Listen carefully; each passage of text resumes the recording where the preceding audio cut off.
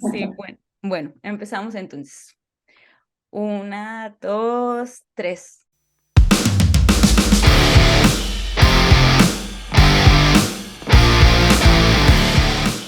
Hola, ¿qué tal amigos? Bienvenidos a Science y Fierros, el podcast en donde hablaremos de entrenamiento, nutrición, salud y muchas cosas más, siempre desde una perspectiva crítica, integral y evolutiva. Yo soy San y el día de hoy estoy muy contenta de presentar a la ya de casa, Laura Pláceres. Hola Lau, ¿cómo estás?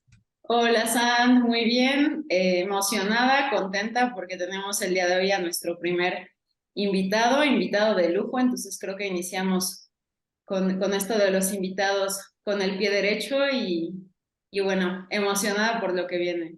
Sí, el día de hoy estamos de manteles largos. Para todos aquellos que no se han spoileado en la descripción del podcast, tenemos un invitadazo de lujo. Pero antes, quiero decirles que el tema del día de hoy es entrenamiento basado en evidencia y las limitaciones en la ciencia. Y para eso, ahora sí, tenemos a nuestro invitado del día de hoy, Daniel Álvarez. Hola Daniel, ¿cómo estás? Hola, Lau, hola, Sam. Muy bien, muchas gracias por la invitación. Y como le decía a Lau antes de grabar, enhorabuena por su emprendimiento con el podcast. Bienvenidas a este mundillo de hablar y como que no saber quién va a escuchar y siempre es un poquito divertido cuando te escuchas en tercera persona. Es así como, ¿a poco yo dije eso? ¿A poco hilé esa idea? O como que es curioso, pero pues bueno, un gustazo y muchas gracias por la invitación.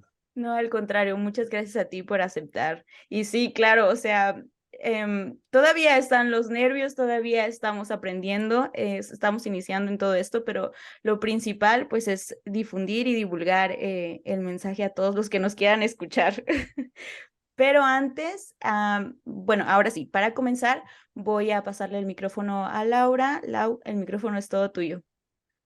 Muchas gracias, Sam. Y bueno, como ya dije, gracias Dani por estar aquí. Para las personas que no te conozcan, ¿no? Que seguramente algunas habrá, eh, pues bueno, me gustaría que nos platicaras un poquito de quién eres tú, cómo te iniciaste en este mundo del fitness, del entrenamiento, ¿no? A qué te dedicas, para que bueno, las personas puedan tener una idea más precisa de quién es la persona que tenemos aquí el gusto de compartir este podcast. ¿Y cómo es él? ¿En qué lugar ¿Cómo es él? se enamoró de ti? La típica Eh, pregunta. Es un poco difícil esa pregunta, quieras que no. No sé por qué No exactamente. hay nada más difícil que describirse a Un sí mismo, poquito, Justo, un ¿no? sí. poquito. Pues yo soy Daniel Álvarez, soy licenciado en nutrición, soy maestrante en entrenamiento y nutrición, soy entrenador certificado por la NISM en cuanto a credenciales, a lo que me dedico, principalmente a la docencia. Soy docente en la licenciatura en nutrición, también he dado en otras licenciaturas como educación física y demás. Ponente, doy muchas ponencias en todo lo que tenga que ver sobre entrenamiento para la hipertrofia, ganancia de músculo y pérdida de grasa en tanto en nutrición, suplementación y personalmente pues me gusta indagar sobre estudios nuevos, artículos nuevos, así como que podcasts que también escucho yo regularmente, sobre todo por curiosidad, pienso. Me gusta así como poner en perspectiva lo que creo que ya sé y a lo mejor en contraparte con algo que no sabía o con una nueva aproximación hacia un tema recurrente. Eso en tanto a personal, creo que eso describe un poquito a qué me dedico. Y sí, efectivamente, como ya comentaba en el título de este episodio, basado en la evidencia, para mí también es muy importante ese aspecto porque pues no podemos basarnos en opiniones y no puede así como que porque lo diga X persona, porque lo diga yo, porque lo diga aquel entrenador, aquel licenciado, aquel doctor, no pues eso significa que tengamos que creerlo y que no podamos cuestionar. Esa es también para mí una parte bien importante de cómo trato de manejar mis redes personalmente. Excelente, muchísimas gracias, Dani.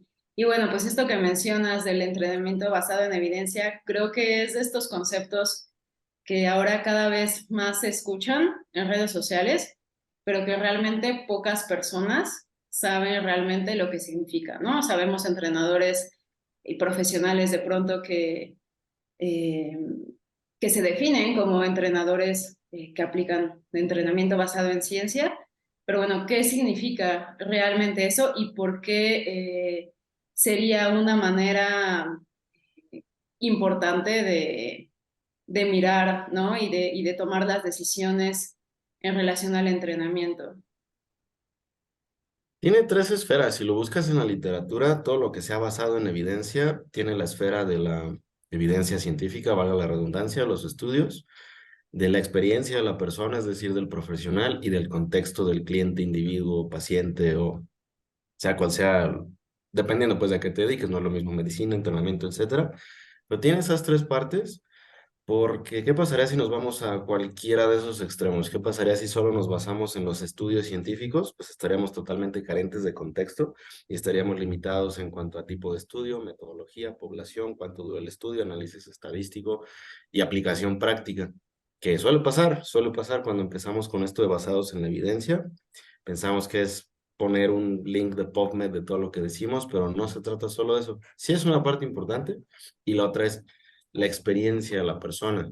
Con base en lo que tú has observado en las trincheras, cómo puedes tomar este estudio o este conjunto de estudios o este metaanálisis, esta revisión sistemática para una recomendación práctica en tanto a nutrición, entrenamiento, suplementación en el contexto de la persona. Por ejemplo, si es un culturista, si es un powerlifter, si es una persona recreativa, si está buscando maximizar su 1RM, qué sé yo, dependiendo del contexto, tomar tanto tu experiencia como la evidencia científica. Y lo más importante ahí, pienso yo, es que, y es paradójico hasta cierto punto, cuando pensamos en práctica basada en la evidencia, pensamos que es solo eso, artículos de PubMed y citarlos, sin saber ni siquiera el contexto, solo leyendo los abstracts. Pero algo curioso y lo paradójico que me refiero es que también se incluye la experiencia, cosa que a veces solemos menospreciar o como que pensar que no vale gran cosa, que por eso hay que ver solo los estudios, pero no es así. Y esa es, creo, una de las grandes cosas que presenta este esquema de la práctica basada en evidencia y también de acuerdo al contexto, que no podemos extrapolar cualquier estudio que se nos viene en gana porque es un metaanálisis o porque es muy citado o porque apoya nuestro punto de vista en un contexto completamente diferente. Tampoco necesitamos ser capaces de algo bien importante, pienso yo, que es el pensamiento crítico. No tomar solo un estudio, no tomar solo lo que hacemos en la práctica independiente del contexto, sino saber que los estudios tienen limitaciones, que lo que yo observo en mi propia práctica también tiene limitaciones y que no todo aplica para todos todo el tiempo. Sí, justo. Excelente. Muy Sí, bien. sí, y además una de las bases, eso sí, de este podcast es justamente eso que mencionas, el pensamiento crítico, porque si bien hay muchas personas que critican a esta nueva tendencia, sí, del entrenamiento basado en evidencia, porque piensan que todo es pensamiento dicotómico, o sea, o es es evidencia científica o no es nada, pero tal como lo mencionaste, es importante aclarar que parte del entrenamiento basado en evidencia también es integrar la experiencia y encontrar ese balance y ese punto medio para también invitar a la gente a desarrollar ese pensamiento crítico. Pero al respecto de esto, Dani, nos gustaría saber qué tipo de estudios científicos existen y la jerarquía que hay entre ellos, porque sabemos que cada uno se evalúan de diferentes maneras en el contexto científico. Si nos podrías decir por ahí. Sí, claro, existe una pirámide. Nos encantan las pirámides en nutrición y en entrenamiento.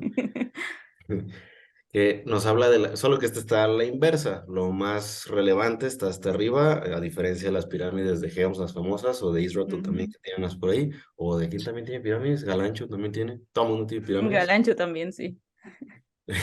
Te digo, nos encantan. Sí. En el caso de la evidencia científica, lo que está hasta abajo, así como que con lo que deberíamos ser más cautelosos es con editoriales como una carta así de, opinamos que esto, bla, bla, bla, o con las opiniones de expertos.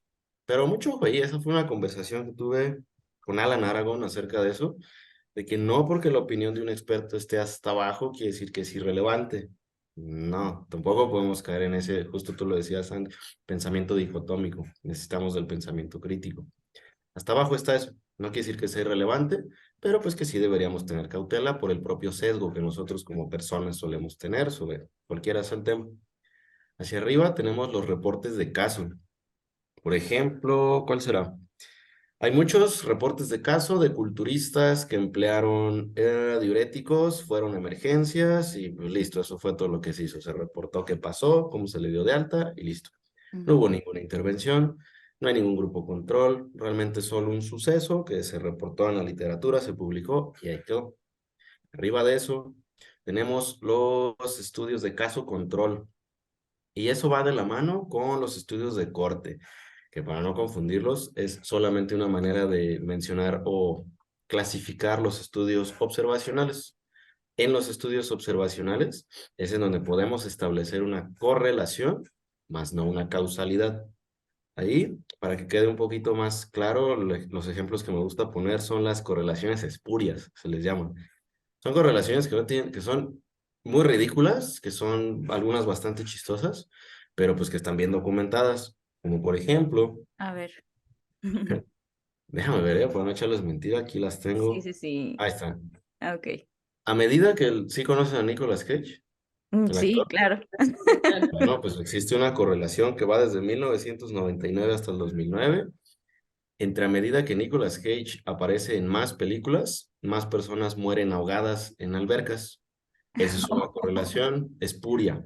El Ok. término correlación espuria, pues básicamente son cosas que no tienen absolutamente nada que ver, pero se correlacionan y se puede graficar.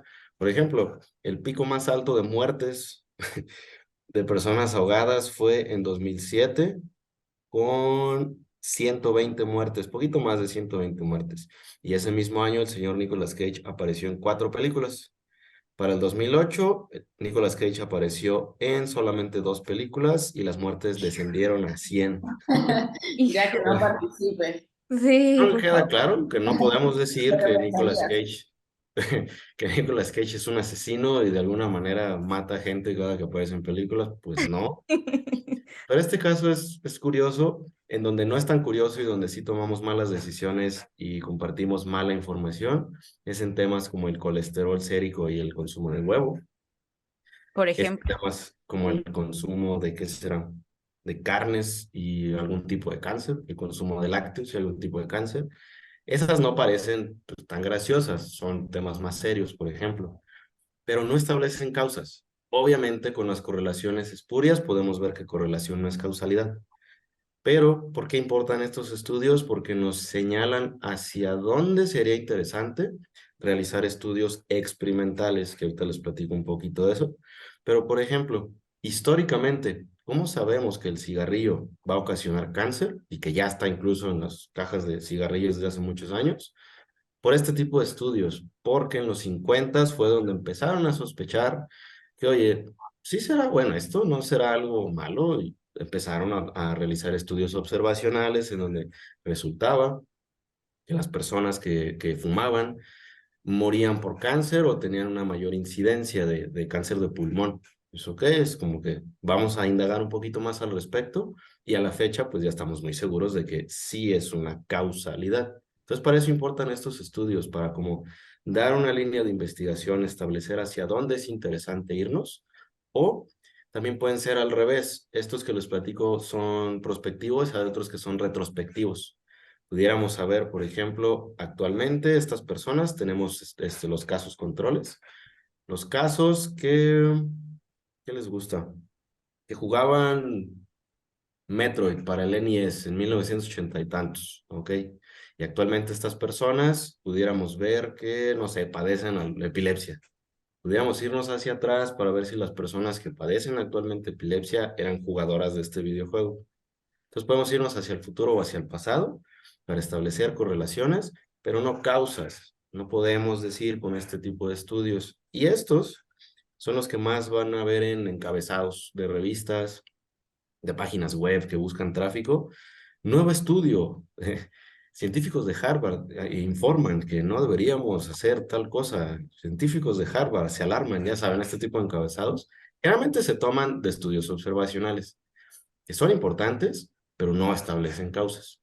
No sé si me di a entender. Sí, claro, y perdón que te interrumpa, pero al respecto de esto que mencionas, se me venía a la cabeza un estudio justamente que observaban a niños que no se comían un dulce, ¿no? Los metían en una cabina y tenían que resistir la tentación de comerse el dulce. Sin embargo, los estaban observando y los niños que aguantaron todo ese tiempo y resistieron hasta el final de la prueba y no comerse el dulce, resulta que años después vuelven a ellos y son las personas más exitosas, las personas más resilientes, a comparación con los que sí se comieron el dulce. Entonces, justo me recordaba esto que estabas mencionando. Entonces sí quedó El clarísimo. experimento del malvavisco, ¿no? Ah, Creo que se llama así, el famoso, marshmallow. sí. Ujú. Y no puedes decir que porque no consumieron malvavisco, estas personas son brillantes, inteligentes y todo les va bien en la vida. Pues no, no puedes establecer una causa, pero quizás una correlación. Y es donde puedes empezar a aplicar el pensamiento crítico. Ok, ¿qué tiene que ver el que estos niños no consumieran malvavisco? Pues quizás que comprenden que la recompensa inmediata puede no valer en un par de meses, años, qué sé yo, y prefieren esperar para obtener otra recompensa, que son más pacientes. Un montón de características quizás de su perfil psicológico que pudiéramos indagar de ese tipo de estudios, pero no establecer causas tal cual. Sí, exacto. Y también hay que tomar en cuenta que tenemos los sesgos cognitivos también. O sea, una de las cosas que yo estaba leyendo es que se tienden a publicar más los artículos o los estudios científicos que han sido exitosos, más no los que, más bien, y se tienden a como esconder o dejar pasar los que no han sido exitosos. Entonces, también ese es parte de los sesgos que tenemos. O sea, resaltamos los que van acorde a lo que creemos, a nuestras creencias, y los retuiteamos o los compartimos y hablamos de ellos y los difundimos, pero aquellos que no son o no van acorde a lo que ya creemos, tendemos como a no rechazarlos, pero simplemente dejarlos pasar.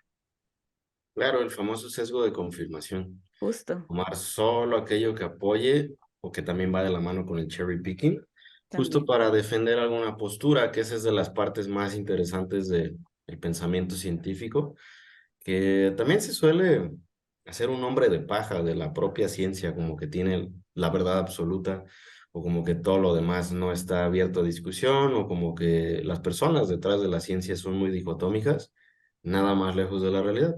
Generalmente son personas, al menos desde mi propio sesgo, vaya, con mentalidad abierta, pero sí sabiendo que hay ciertas cosas que están bien fundamentadas, que tenemos evidencia suficiente, pero algunas otras no sabemos, estamos limitados y tenemos apertura a o a corregir nuestras posturas si tuviéramos evidencia sólida. Que ese es de los retos a nivel personal, pienso, cuando estamos acá, entre comillas, de este lado de la práctica basada en evidencia. Y Sí, algo que también ocurre pues bastante a menudo, ¿no? Es que los estudios que se van haciendo de pronto confirman lo que ya se llevaba practicando, digamos, en la anécdota, por ejemplo, por los fisicoculturistas, ¿no? Como este tema de, pues, del consumo de proteína, ¿no? De tener una dieta alta en proteína y de consumirla con bastante frecuencia durante el día. Platicábamos antes de empezar a grabar, ¿no? Sobre el entrenamiento al fallo, ¿no? Entonces, pues la ciencia, entendemos, es un gran punto de partida, ¿no? De saber qué es lo que funciona mejor para la mayoría de personas, pero que al final no nos va a decir exactamente cómo nosotros de manera individual tenemos que entrenar, ¿no? Y ahí es donde entiendo viene la importancia, como mencionabas, de la experiencia, de en este caso el entrenador, el nutriólogo, el profesionista y el contexto del cliente. Entonces, ¿cuáles dirías que son las principales limitaciones de la ciencia a la hora de tomar, por ejemplo, o sea, los estudios científicos y trasladarlos ya a la práctica? Claro, depende principalmente del tipo de estudio y de los estudios observacionales. Pues no podemos establecer que A ocasione B, Entonces no puedo yo decir que voy a hacer solo A para que me ocasione B, sea cual sea el ejemplo. Y de los estudios experimentales, pasando un poquito hacia ellos, digamos que el gold standard en cuanto a ellos, los experimentales serían los RCTs, los ensayos controlados aleatorios o aleatorizados, que es en donde sí ya tenemos lo que la gente se imagina cuando piensan en científicos, que es un grupo control, un grupo de alguna intervención, y donde puede haber infinidad de variables, pero se controla para esas variables, para ver qué efecto tiene X intervención. Por ejemplo, entrenamiento al fallo, consumo de creatina, consumo de proteína, ejercicios con máquinas, pesos libres, cualquiera sea el caso. Aquí es donde podemos observar qué pasa cuando se pone a prueba. Y de las limitantes, por ejemplo, una que nos puede ayudar a entender qué pasa un poquito en tema de ciencias del ejercicio, es el tema de la periodización, específicamente para la hipertrofia. Igual para un poquito de contexto para las personas que nos escuchen.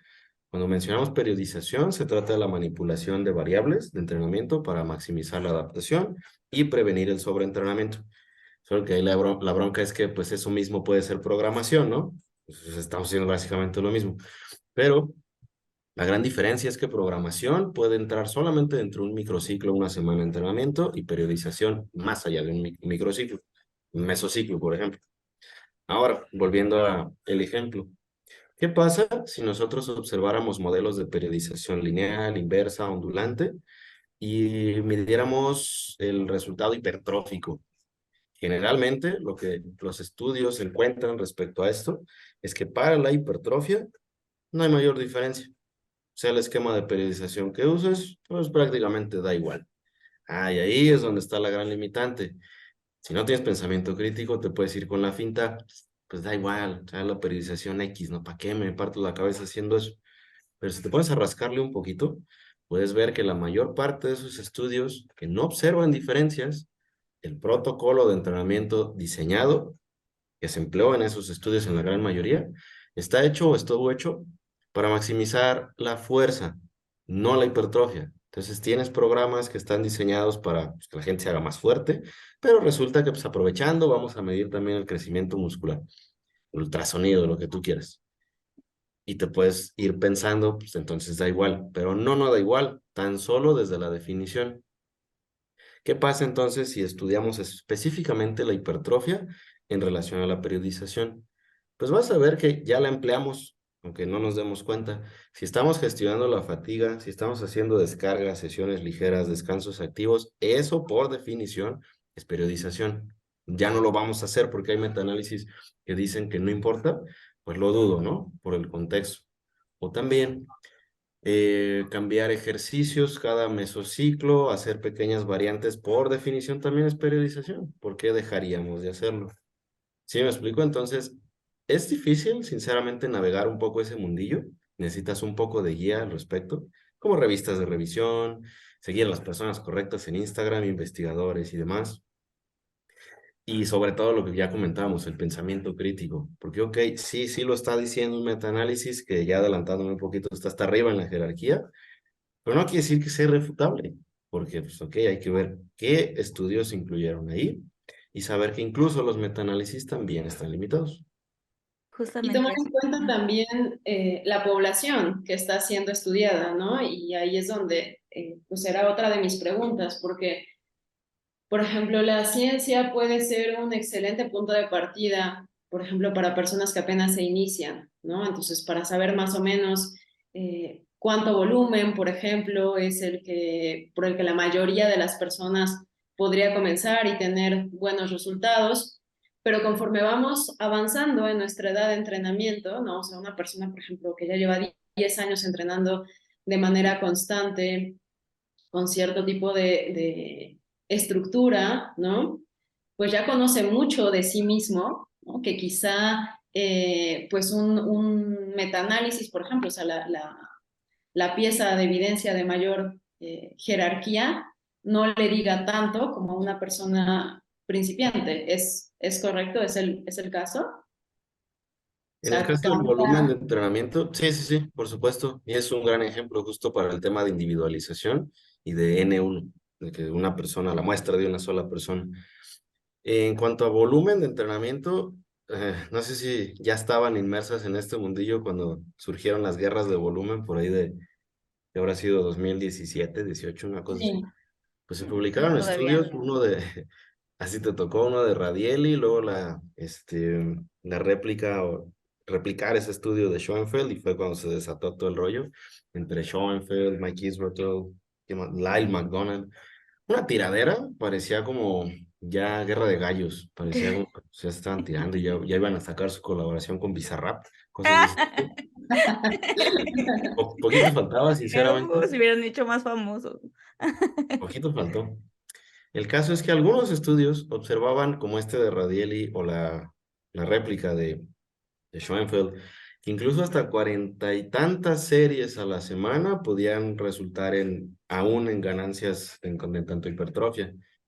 Y pues sí, obviamente muchos dijeron, entre ellos esta persona, Lyle McDonald, a ver, señor Schoenfeld, haga usted ese protocolo de entrenamiento y así tal cual, pues digo, se soltaron y vamos a ver si sí. Entonces, pues bueno, se hicieron podcast, discusiones, bla, bla, bla.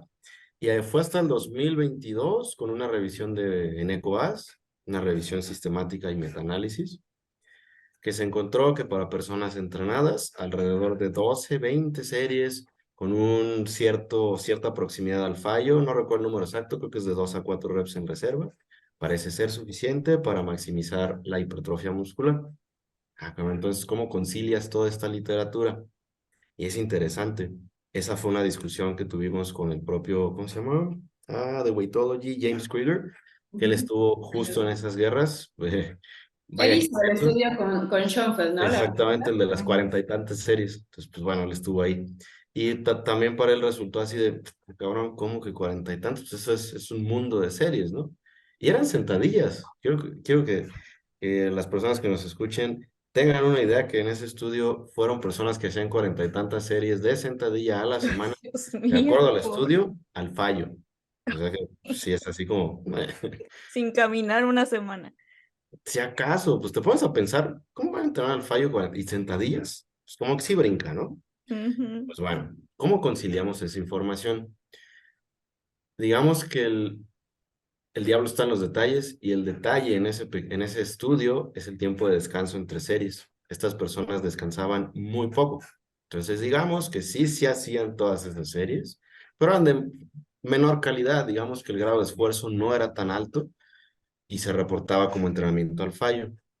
Entonces, Más una como un vez que se entrenamiento toma, tipo CrossFit, ¿no? Perdón que te interrumpa, pero ahorita me sonó así.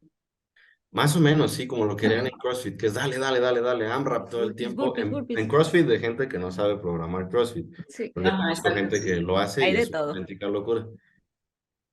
Sí.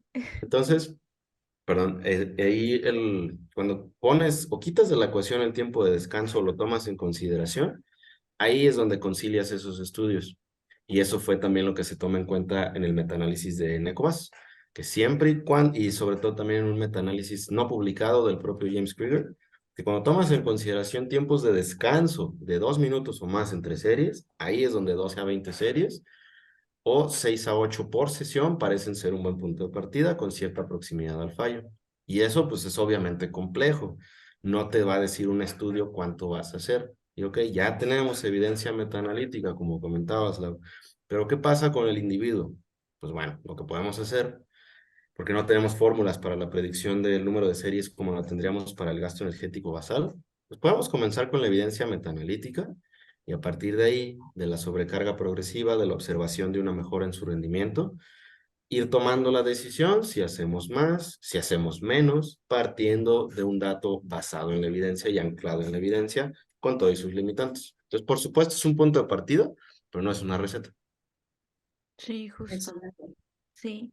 Y al respecto de esto, también teníamos la duda de justamente cómo no caer en el cientificismo o cómo no caer en este pensamiento dicotómico, porque se tiende mucho o es A o es B, o estás en la experiencia o estás en el lado de la ciencia. Entonces, ahorita, bueno, de por sí, todas estas disciplinas y este mundillo es de tira y afloje, unos que están a favor, otros que en contra, que los mitos, que esto y que el otro. Entonces, ¿cómo encontrar este punto medio? Está difícil, ¿eh? Sí. Pienso que es teniendo conversaciones como las que estamos teniendo ahorita con su podcast, con esto que están haciendo. Para ustedes que lo están haciendo y para las personas que lo escuchen, ya es un punto de partida ver otras perspectivas, escuchar otras perspectivas, seguir gente ese es un gran tema, el tema de redes sociales, seguir gente que a lo mejor no estamos tan de acuerdo, pero obviamente sí nos aporta algo, para tener otra perspectiva lejos de nuestra propia burbuja de sesgos. Esa es una grande, porque la manera en que las redes sociales funcionan, tú le das like a algo y se te van a mostrar cosas muy similares a lo que le estás dando like. Entonces realmente nunca sales de tu burbuja y puedes pensar que esa es la realidad de cualquier fenómeno. Por ejemplo, si fuéramos gym rats, que estamos del lado de pues, entrenar fallo, así como de la old school, de triseries, del mismo grupo muscular. Ok, para nosotros eso sería lo que se hace, porque así entrenan las personas que seguimos, los tops. Pero como estamos del otro lado, podemos ver, mira, es que las biseries, triseries competitivas, pues ya se han estudiado y no están. Creo que estar expuestos a las dos cosas es pieza clave y sobre todo tener una apertura, saber qué limitantes tiene la ciencia, pero también qué limitantes tiene la práctica y de nuevo el contexto de la persona. Y para ello, ¿qué recomendaciones prácticas? Pues cuestionar lo que creemos saber, pero no como si fuera, ¿cómo decirlo? Como un existencialismo, ni para reforzar lo que ya creemos, sino meramente para, ok, tenemos un punto de partida, ¿hacia dónde más me puedo ir? ¿Qué otras áreas puedo explorar? ¿Cuáles son ya más claras? ¿En cuáles ya hay un poquito más de información al respecto? ¿Y cuáles otras no tanto? Un ejemplo de esto muy reciente es el tema de hacer rangos de movimiento parciales en longitudes musculares largas. Pues ya yo incluí un par de movimientos así porque ok, resulta interesante, hay muchos estudios, pero no quiere decir que ya absolutamente todo mi entrenamiento va a ser en rangos parciales. O por ejemplo que voy a quitar hip thrust porque pues es todo lo opuesto. Realmente en la elongación, pues ¿qué elongación va a haber? Es todo lo opuesto, lo voy a quitar. Por el momento no parece ser una buena idea, parece ser ok, lo preservamos, pero también hay que prestar atención a la fase de elongación. O sea que básicamente sí mantener esa mentalidad abierta, pero no recuerdo quién es la frase, algún psicólogo creo, no me acuerdo, pero no tan abierta como para que se te caiga el cerebro. Sí, Buena frase. justo, sí. Ese estudio, bueno, toda esta evidencia que está saliendo respecto a los rangos de movimientos, las longitudes, y trabajar longitudes cortas, longitudes largas, es curioso porque siempre que sale algo así, ¿no? Es como un juguetito nuevo, así brillante y que todos queremos, entonces irnos hacia allá y nos gana la emoción, pero de pronto se nos olvida, ¿no? Que pues en realidad casi todos así como con los rangos de repeticiones, ¿no? O sea, no utilizamos un solo rango, no todo lo entrenamos de 8 a 12, ¿no? O sea, también hay ejercicios que se pueden prestar más a rangos de repeticiones más altos, rangos de repeticiones más bajos y creo que ahí de manera individual, ¿no? Para las personas que se entrenan a sí mismas, pues el prestar atención, llevar como alguna forma de registro, ¿no? De logbook para ser su propio caso de estudio y poder entonces con el tiempo tomar decisiones, sí, basadas en ciencia, pero también irlas como afinando conforme su experiencia individual los va llevando, ¿no? Sí, claro. O sea, justamente como ya lo hemos mencionado, ¿no? Encontrar este punto medio en el que sí, la ciencia nos da una base, pero también la tenemos que aplicar a nosotros mismos para ver qué tanto funciona y qué sí funciona y qué no funciona, ¿no? Como diría, bueno, escuché la frase de Daniel Jack también que dice que la ciencia tiene que aplicarse dependiendo al contexto, dependiendo a la persona, dependiendo en el lugar en donde está, o sea, no todo le funciona a todo el mundo y justamente probando es como nos podemos dar cuenta de esto. Entonces, no sé si, Lau, tengas alguna otra pregunta para Dani. Eh, pues la verdad es que creo que las cosas más importantes que queríamos tocar, pues ya lo hicimos. Eh, Quizá como, ¿qué recomendaciones podrías dar para las personas que pues les interesa esta parte de la evidencia y que quizás son entrenadores y quieren hacer recomendaciones con base a ella? Pero ¿qué recomendaciones podrías dar para la hora de comunicar, ¿no? Esa interpretación, porque al final es una interpretación de quien está leyendo el estudio y hacer una publicación en Instagram, ¿no? O sea, cómo poderse mantener pues un poquito más parcial, un poquito más objetivo a la hora de hacer esas interpretaciones y pasar esa información a otras personas. Claro, el primer paso sería darle follow a Lau y a San y al Gracias, podcast de gracias. Science y Fieros. Eso es lo primero, ya, si ya hicieron eso, pues ya van bien encaminados. Creo que conviene echar un pequeño vistazo rápido hacia el pasado para saber por qué es que llegamos aquí. Y a lo que me refiero es, ¿qué pasaría si no tuviéramos justo esa parte de la evidencia, de los estudios, de gente en batas blancas con pipetas y haciendo estudios, que eso es lo que se imagina la gente cuando hablamos de ciencia?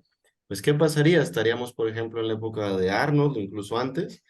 ¿Cómo sabemos que nuestro entrenamiento está siendo efectivo? ¿Cómo sabemos que está funcionando?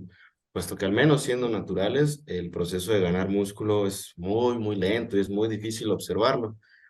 Pues lo único que tendríamos es la sensación. Si yo siento que mi músculo está congestionado, si al otro día siento dolor, como que, entrené pectorales, me duelen pectorales, ok, pues eso me confirma, si no tuviera nada más, que mi entrenamiento fue efectivo.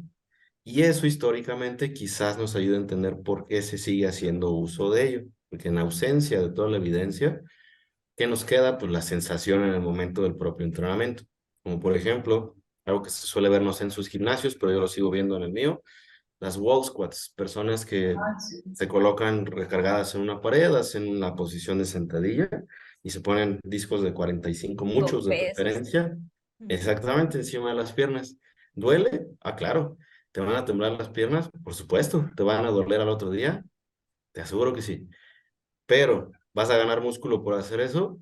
Lo dudo bastante. A menos que ¿Por qué? seas ¿Por qué? Dime. muy... ¿Mande? ¿Por qué? Digo, ¿por qué? Porque yo conozco muchas personas que hacen ese ejercicio. Yo lo sigo viendo y los videos, ya sabes, la gente así como que haciendo caras de, oh, Podríamos mencionar ahorita ya le pusimos mil filtros. ejemplos de cosas así, ¿no? Y Pero claro sí, que, totalmente, y claro que te va a doler, pero ¿quiere decir que a largo plazo vas a ganar masa muscular por ello? No. Ay, ¿por qué no? Ah, pues porque sabemos, gracias a la evidencia, que necesitamos llevar a nuestro músculo por, de preferencia, un rango de movimiento completo, en donde podamos suscitar tensión mecánica, tanto activa como pasiva. ¿Y qué pasa en ese tipo de ejercicios? Pues que no hay movimiento. Realmente no hay elongación, no hay acortamiento, no estamos bajo una carga contrayendo y estirando el músculo, estamos en una forma estática. Lo mismo pasaría, por ejemplo, con las planchas. Sí, sí duelen, por supuesto, y pueden ser interesantes para la función de antirrotación, pero más allá de eso, que sean un buen ejercicio para la hipertrofia, pues no, no tampoco, porque de nuevo no hay movimiento. Entonces, ¿cuál es el caso de hacerlo? Y aún más, hay acumulación de fatiga y realmente no hay un estímulo hipertrófico. Pues no es una muy buena idea, a pesar de que en ese momento se sienta bastante. Si no tuviéramos la evidencia, si no supiéramos algunas cuestiones de fisiología, de cómo es que el músculo responde ante un estímulo, de todo este rollo de incrementar la síntesis proteica mediante el estímulo mecánico, la tensión mecánica, pues entonces podríamos pensar que es un buen ejercicio y una buena inversión de tiempo. Pero gracias a esto, esta información, esta investigación, sabemos que no lo es. Y por eso es que la empleamos. No porque queramos ver a esas personas que hacen ese tipo de ejercicios desde nuestra nube de superioridad, no, sino porque, pues, oye, estás invirtiendo tiempo, esfuerzo, se supone, queremos ver los máximos resultados sin morir en el intento, pues de eso se trata. Y justo para eso también la ciencia nos ayuda, no para, de nuevo, confirmar que somos seres celestiales especiales y que somos únicos y irrepetibles. No, en absoluto. Y ese es el problema a veces del uso bueno, no uso, como que traer la banderita de evidence-based, de que, te diferencias porque tú sí eres listo, tú sí estudiaste. Claro, lo entiendo, pero también ha habido muchas cosas que, pues solo desde la práctica pudimos comenzar a tener una idea de que era una buena noción, como el consumo de proteínas más elevado en culturistas, No sé qué más, como seleccionar ejercicios tanto libres como máquinas, diversas posiciones, por ejemplo, en el banco para hacer bench press, cosas de ese tipo que se Sí. empezaron en la práctica, en los culturistas, y poco a poco tenemos evidencia de que algunas de esas prácticas, pues sí pueden ser interesantes. Entonces creo que ese vistazo al pasado nos puede ayudar a entender por qué estamos aquí en donde estamos actualmente y por qué ambas cosas se pueden y se deben cuestionar, pero no desde, cómo se dice esto? No desde la arrogancia, sino al menos para mí, desde la curiosidad y cómo mejorar nuestras prácticas.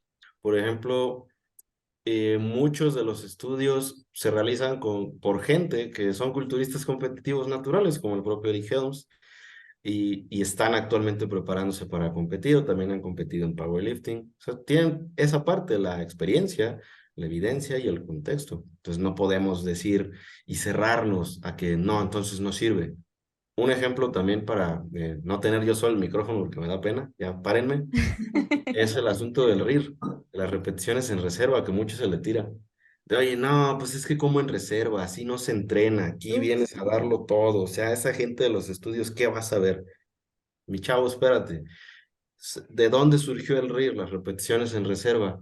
Pues déjame que te diga, para los que no estaban enterados, que las repeticiones en reserva fue una propuesta de Mike Tuchscherer, de Reactive Training Systems, un powerlifter pues élite que lleva a powerlifters élite y él observó que emplear esta herramienta partiendo del RP, convirtiendo las repeticiones en reserva es una buena estrategia.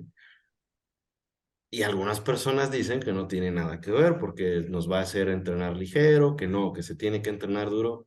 Tan, vaya, ni siquiera tenemos que irnos tan lejos, como solo ver el origen de este tipo de herramientas y el por qué las empleamos, no para tener la razón, sino para hacer más eficiente el entrenamiento, que es lo que muchas personas se pierden un poquito en eso, como que tienen la noción de que todo esto de la ciencia es entrenar ligero, no es darlo todo, no es como que están muy separadas una de otra, pero de hecho Sí. están bien, bien juntas. Sí, pareciera que están separados, pero no para nada. O sea, al final la ciencia justamente se trata también de observación y de replicar también lo que ya se venía haciendo.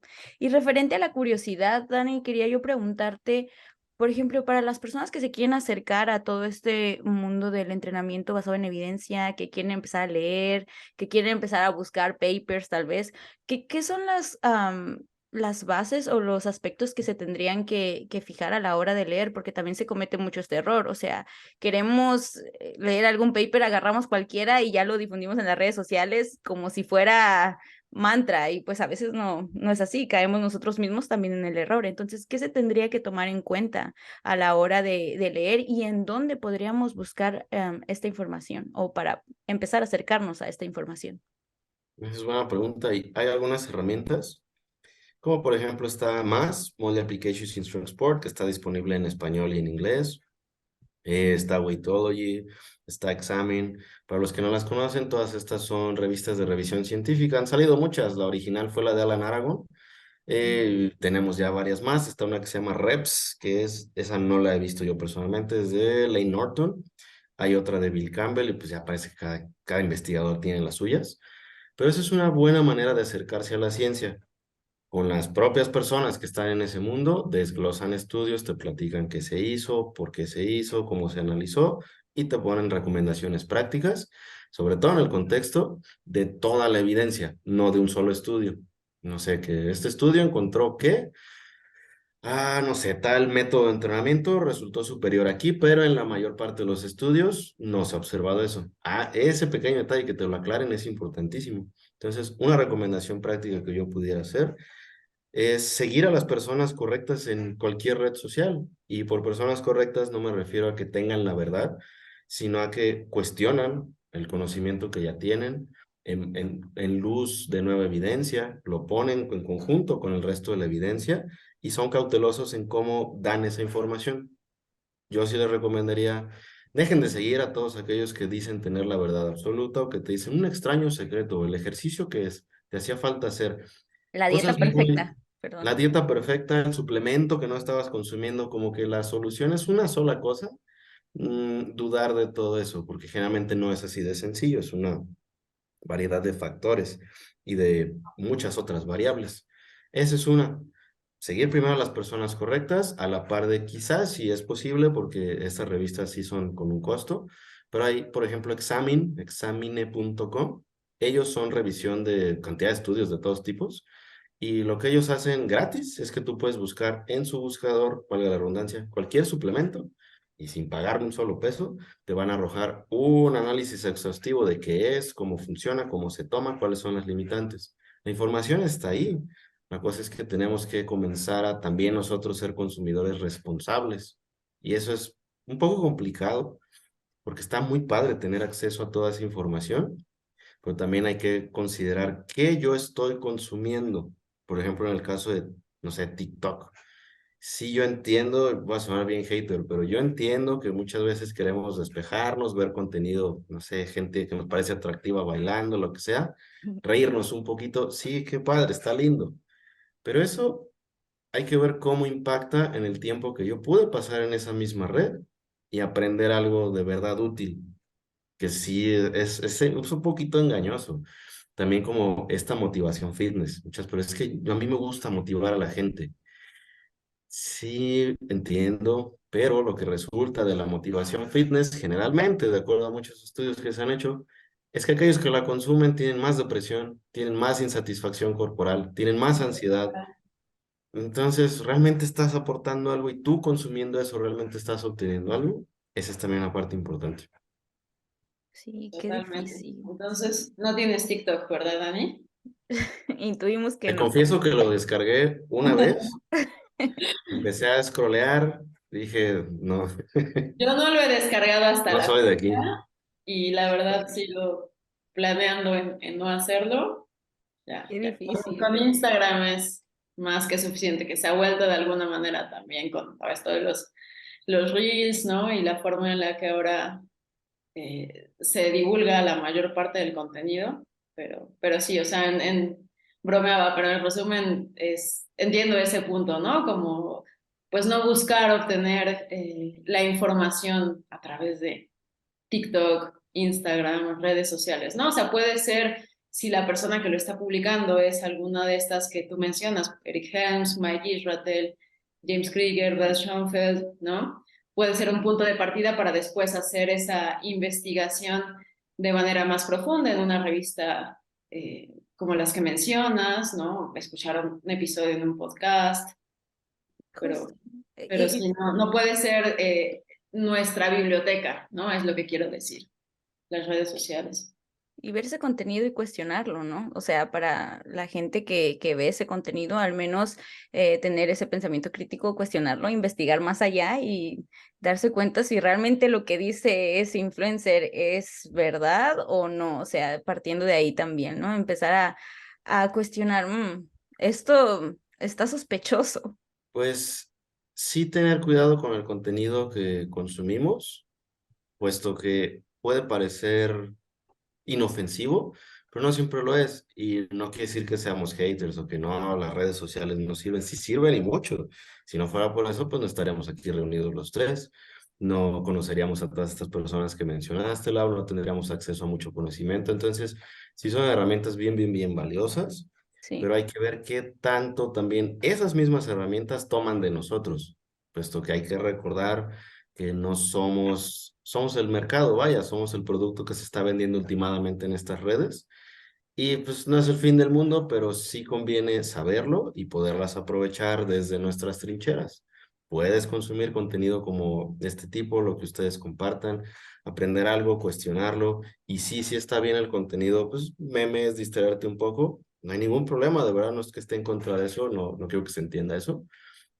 Pero sí saber que estamos en un filtro enorme. Todo lo que ustedes ven, por ejemplo, en mi propio perfil es un filtro. Realmente no es la persona que soy yo.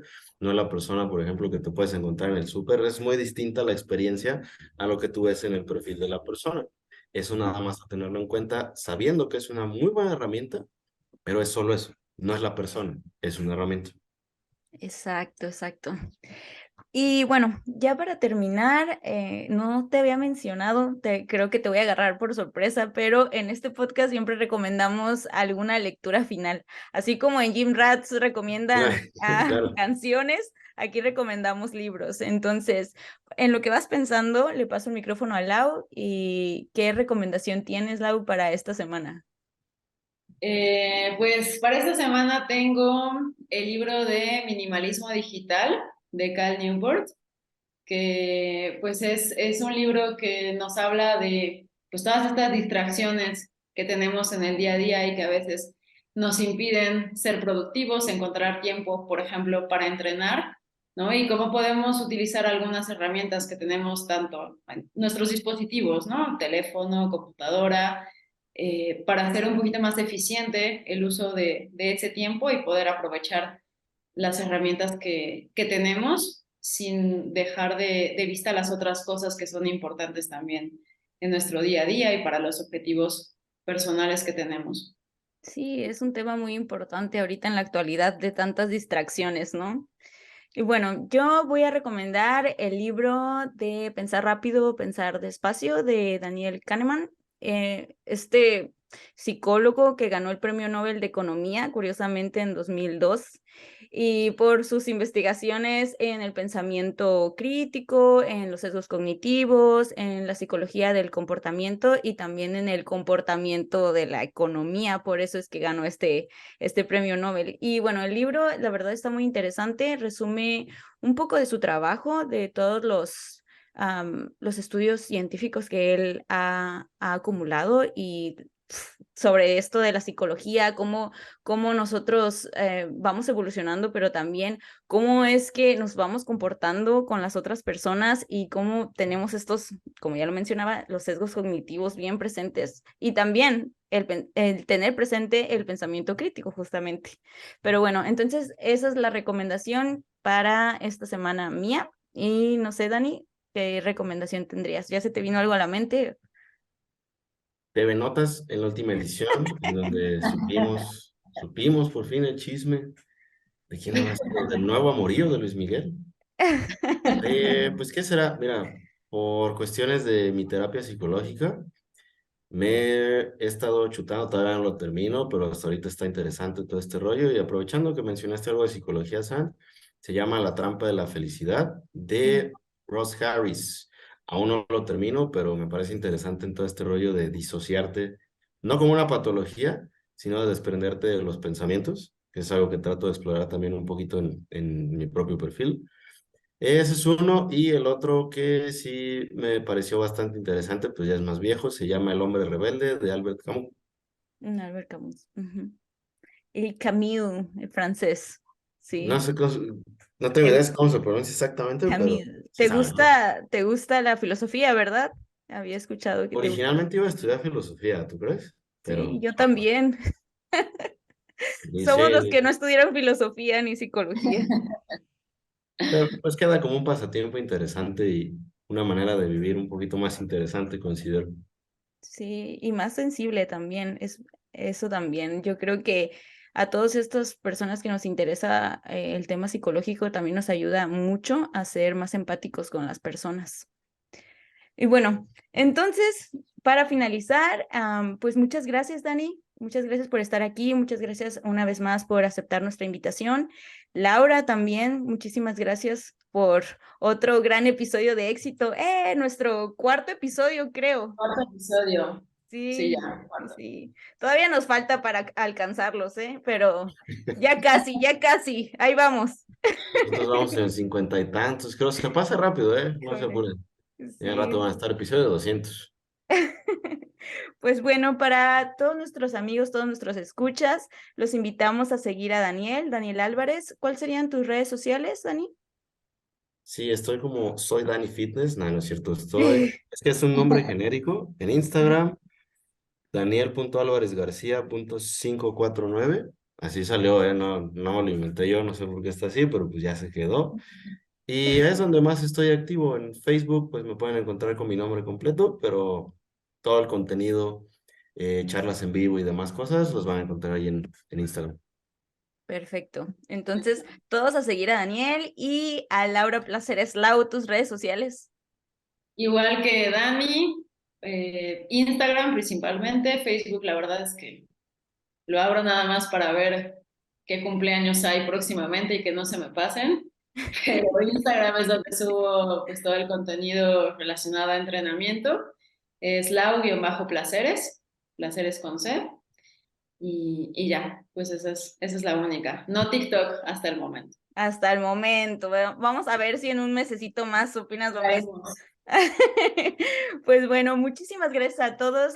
Vamos a dejar todo nuestro contenido, nuestras redes sociales también aquí debajo. Y pues ya saben amigos, nos vemos cada lunes aquí en Science y Fierros.